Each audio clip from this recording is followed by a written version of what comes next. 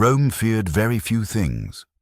Rome, the empire that swallowed nations whole, that turned kings into slaves and slaves into entertainment, that built roads through mountains and laws through continents. Rome feared very few things, but there was one people, one tribe, living at the edge of the known world, beyond the reach of legions, beyond the reach of reason. They painted their skin, they fought naked in the cold. They left behind monuments no one fully understands, and then they vanished. Not conquered, not scattered, not wiped from the map by plague or sword in any way we can clearly prove. They simply stopped being called what they were. They are the Picts. And the question that haunts historians, archaeologists, and anyone who has ever stood on a rain-soaked Scottish hillside staring at a carved stone covered in symbols no one has ever fully decoded, the question that never quite goes away, is this: where did they go? To understand the Picts, you have to understand the world they inhabited. Not the world of textbooks, not the world of tidy timelines. The real world, brutal, cold, uncertain, and old. Older than most people are comfortable thinking about. The land we now call Scotland is not gentle land. It is not the land of rolling green hills that travel brochures suggest. It is the land of highland wind that cuts through wool like a blade. It is the land of long winters, short summers, deep lochs with black water that holds its secrets. It is land that tests you, land that for thousands of years shaped the people who lived on it into something harder than most of the ancient world ever had to be. And somewhere in that landscape, between approximately the 1st and the 9th century of the Common Era, a people flourished, a people who called themselves, or were called, the Picts. We don't even know for certain what they called themselves. That's the first thing you need to sit with. We don't know their name for themselves. The word Pict comes from Roman sources, from Latin, Picti. Most scholars believe it means painted ones or tattooed ones. It was a name given by outsiders, a name born from fear or fascination or both. What did they call themselves when they sat around their fires at night speaking a language that is now gone? We don't know. We may never know. Let's go back further. Before the mystery of their disappearance, before the Roman walls, before the carved stones, let's go back to where this story actually begins. The Picts were not migrants who arrived suddenly in Britain. The archaeological evidence, and here we're on reasonably solid ground, strongly suggests they were descended from the Iron Age peoples of northern Britain, people who had been living in that landscape for generations beyond counting. When the Romans arrived in Britain in 43 AD under Emperor Claudius, much of what is now England and Wales was gradually absorbed into the empire. Roads were built, towns were constructed, the population was Romanized, some willingly, some by force. But the people of the far north, the people who would become known as the Picts, were never fully conquered. This is crucial. This is the first thread in the mystery.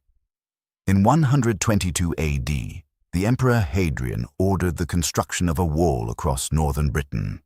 80 miles of stone and turf, stretching from coast to coast, studded with forts and mile castles and watchtowers. Rome built it not as decoration. Rome built it because something on the other side was threatening enough to warrant one of the most ambitious construction projects in the history of the empire. Think about that for a moment. Rome, the empire that had crushed Carthage, that had subdued Egypt, that had pushed its borders to the Rhine and the Euphrates, decided that the most efficient solution to the people of northern Britain was not to conquer them, but to build a wall and stay on the other side of it. And then, in 142 AD, the Romans pushed north again. They built a second wall, the Antonine Wall, stretching across the narrower waste of Scotland from the Firth of Forth to the Firth of Clyde. They occupied it for a few decades, and then they pulled back to Hadrian's Wall. Again. Historians debate the exact reasons. military strategy, resource constraints, political pressure elsewhere in the empire. All of these theories have merit, but the pattern is undeniable. Rome advanced, Rome retreated, Rome built a barrier, and the people beyond that barrier remained unconquered. The Romans who wrote about these people, and several did, in ways that range from practical military reporting to something closer to disturbed fascination, described a people genuinely unlike anything else they had encountered in their conquests.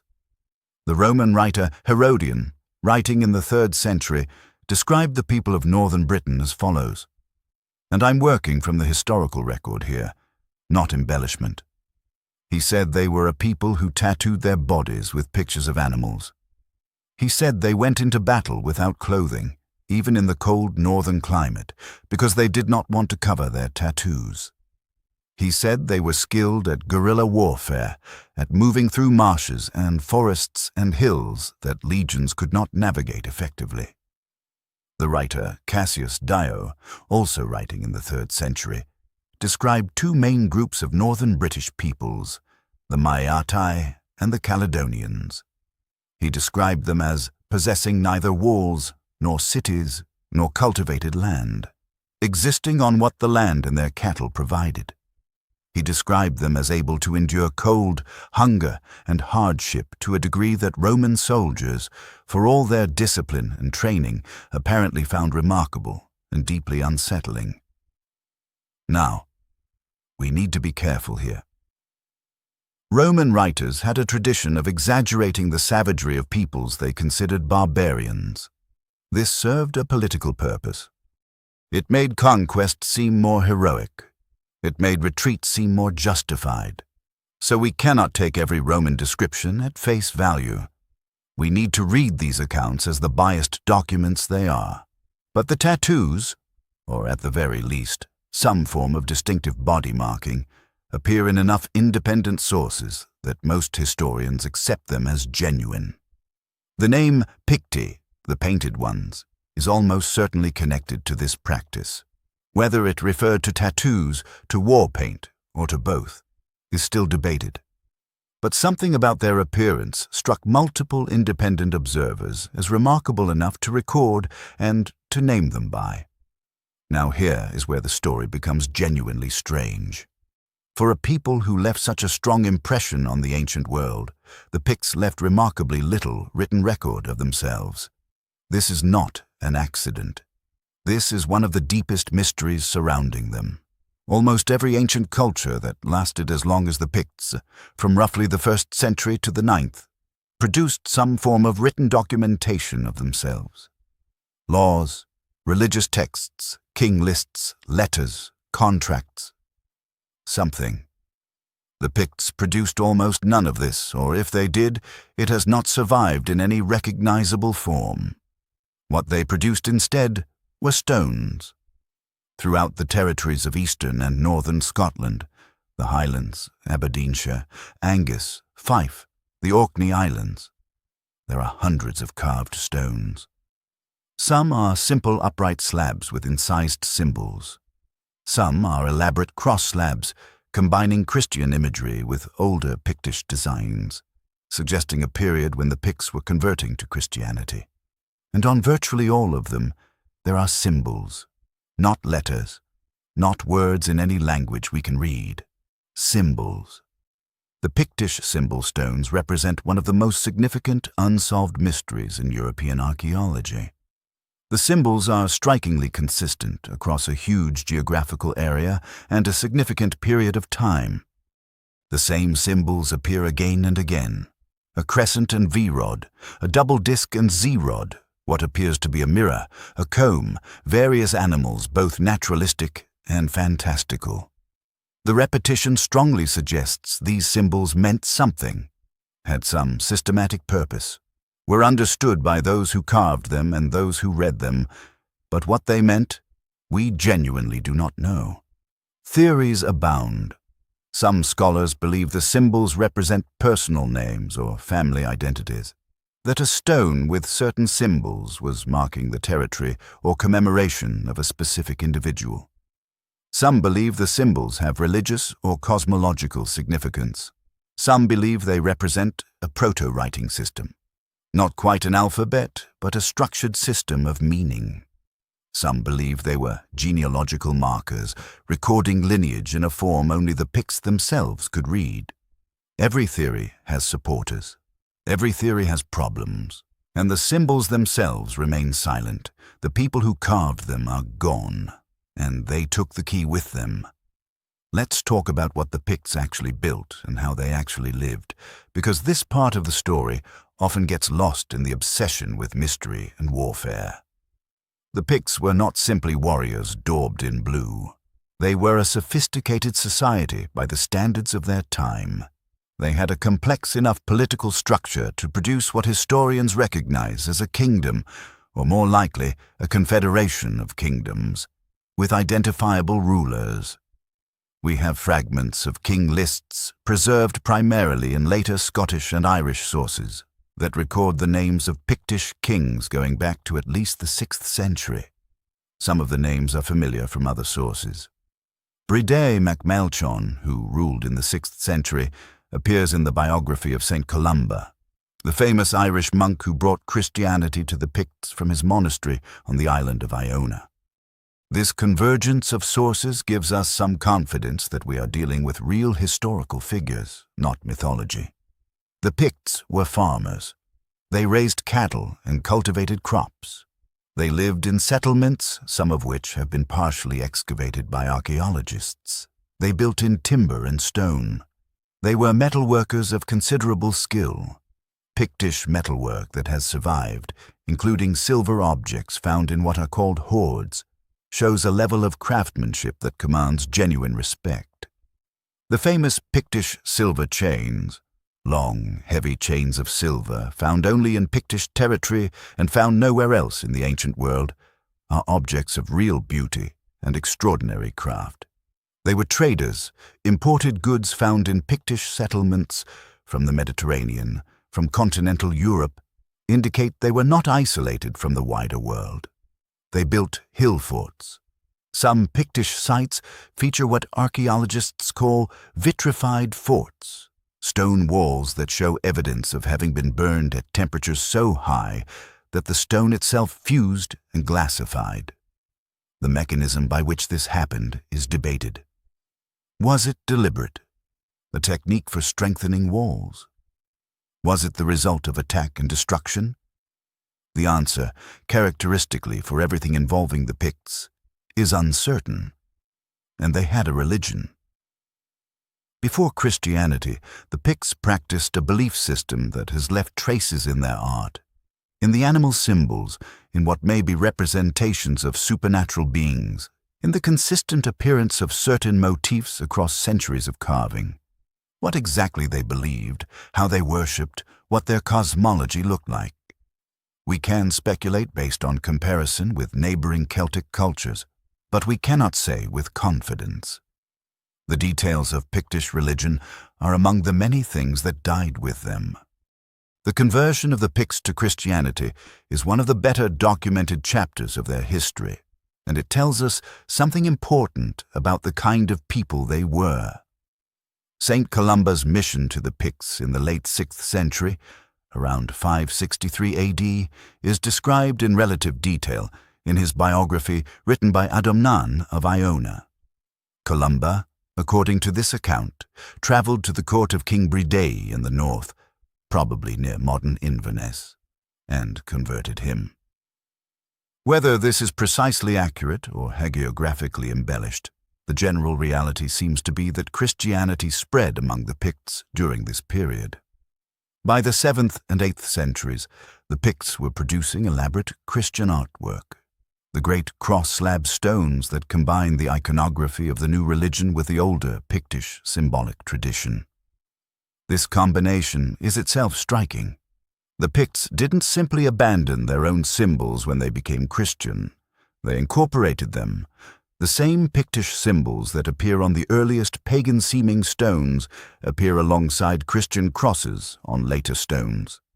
Whatever the symbols meant, they were important enough to survive the religious transformation of Pictish society. This tells us something about a people with a strong sense of their own identity.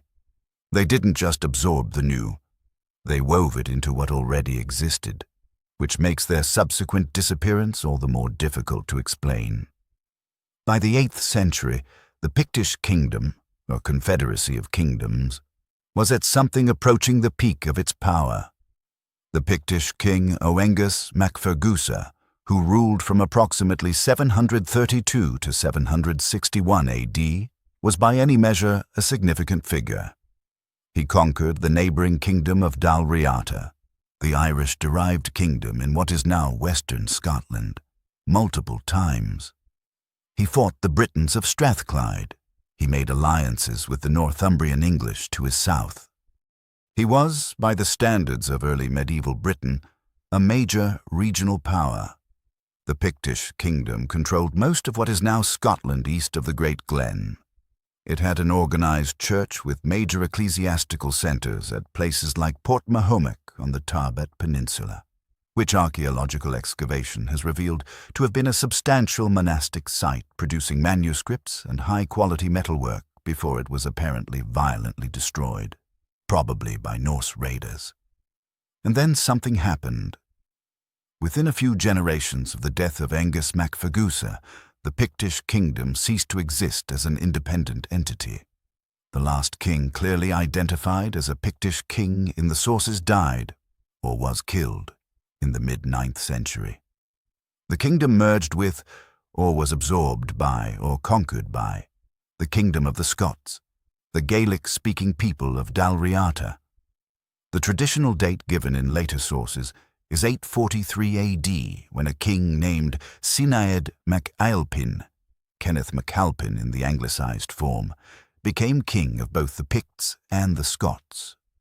Whether this represents a conquest, a dynastic merger through inheritance, a political coup, or something else entirely, historians genuinely disagree. What is clear is this. Within a relatively short time after this point, the word Pict disappears from the sources. The kingdom was now called the Kingdom of Alba. The people were called Scots. The Pictish language, whatever it was, ceased to be recorded. The symbol-carving tradition ended. The distinctive Pictish cultural identity, as far as we can tell from the historical record, was gone.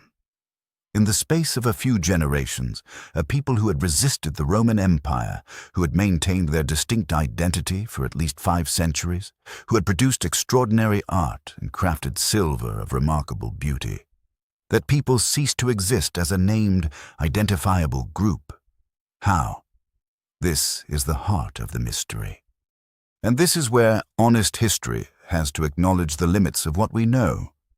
There are several theories about what happened to the Picts, and each one has legitimate scholarly support. None of them is definitively proven. Each of them leaves something unexplained. The first theory, the most dramatic and perhaps the least accepted by mainstream historians today, is the genocide theory. This theory suggests that Kenneth MacAlpin and the incoming Scots essentially massacred the Pictish ruling class, eliminated the political and cultural leadership that maintained Pictish identity, and imposed Scottish Gaelic culture on the population by force. This theory gained traction in part because of a medieval legend, recorded much later and of uncertain reliability, describing something called the treachery of Scone, in which Pictish nobles were invited to a feast and slaughtered. Medieval legends of this type are common and often unreliable. Most historians treat this particular story with significant skepticism, but the speed and totality of the Pictish disappearance has led some scholars to suggest that something violent and deliberate happened to the Pictish cultural and political elite. The second theory is the absorption theory, sometimes called the assimilation theory. Under this view, the Picts didn't disappear so much as they merged. The population of what had been Pictland continued to exist. They continued to farm the same land, raise the same cattle, live in the same settlements.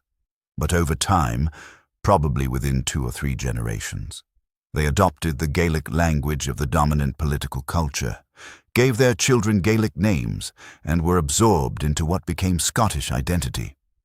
Under this theory, the Picts didn't vanish. They became us, or rather, they became the ancestors of the Scottish people. This theory is compelling in many ways. We have examples of similar processes throughout history, where politically dominant cultures absorb subject populations through language shift and cultural assimilation rather than physical elimination. It is probably the theory that most modern historians would describe as the most plausible general framework, but it also leaves questions unanswered. The totality of the cultural erasure is remarkable.